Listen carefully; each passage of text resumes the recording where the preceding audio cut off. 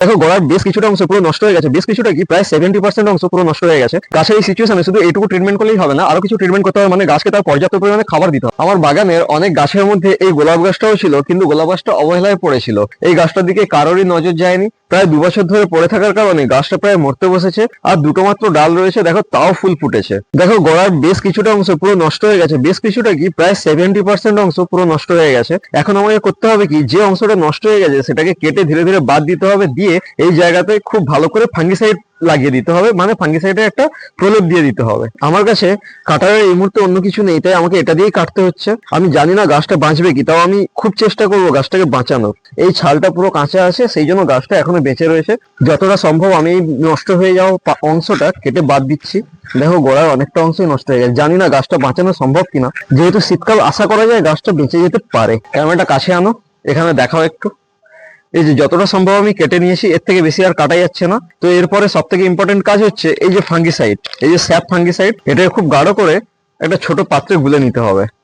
এই যে তুলিটা দিয়ে আমি খুব ভালো করে একটু মোটা করে গুলে নেবো, দিয়ে এই পুরো অংশটাতে একটা ভালো করে প্রলেপ দিয়ে দেবো, যাতে এখান থেকে নতুন করে ফাঙ্গাস অ্যাটাক না হতে পারে।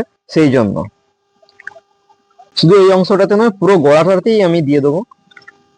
গাছের এই সিচুয়েশনে শুধু এইটুকু ট্রিটমেন্ট করলেই হবে না, আরো কিছু ট্রিটমেন্ট করতে হবে, মানে গাছকে তার পর্যাপ্ত পরিমাণে খাবার দিতে হবে। তার জন্য গোড়ার মাটিটাকে আমি ঠিকঠাক ভাবে খুঁজে নেবো, এইভাবে একেবারে ঝুরঝুরে করে দূর থেকে খুঁজে নিয়ে পরিমাণ মতো খাবার দিয়ে দেবো, যাতে গাছ তার পর্যাপ্ত পরিমাণে খাবার পেতে পারে, কারণ এই গাছটাতে অনেক দিন ধরে খাবার দেওয়া হয়নি। এই যে গোড়ার মাটিটাকে খুঁজে নিয়েছি, দিয়ে কমিয়ে নেবো।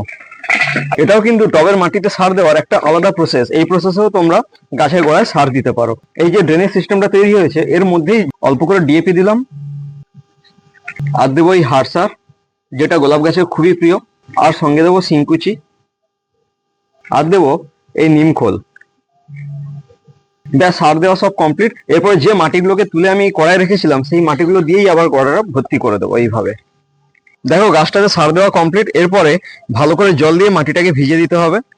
জল দেওয়ার পরে কিছুটা অংশ ফাঙ্গিসাইড পুরো ধুয়ে গেছে, সেই জন্য আমি আগে থেকে ফাঙ্গিসাইড কিছুটা রেখে দিয়েছিলাম। এরপরে যে জায়গাটা পুরো ধুয়ে গেছে, সেই জায়গাটাতে নতুন করে আবার ফাঙ্গিসাইডের একটা প্রলেপ দিয়ে দেবো। আমি যথাসম্ভব চেষ্টা করছি গাছটাকে বাঁচানোর জন্য, জানি না গাছটাকে বাঁচাতে পারবো কিনা, এবং 15 দিন পরে এই গাছের কি সিচুয়েশন হয় সেই আপডেটও তোমাদের সাথে আমি শেয়ার করবো।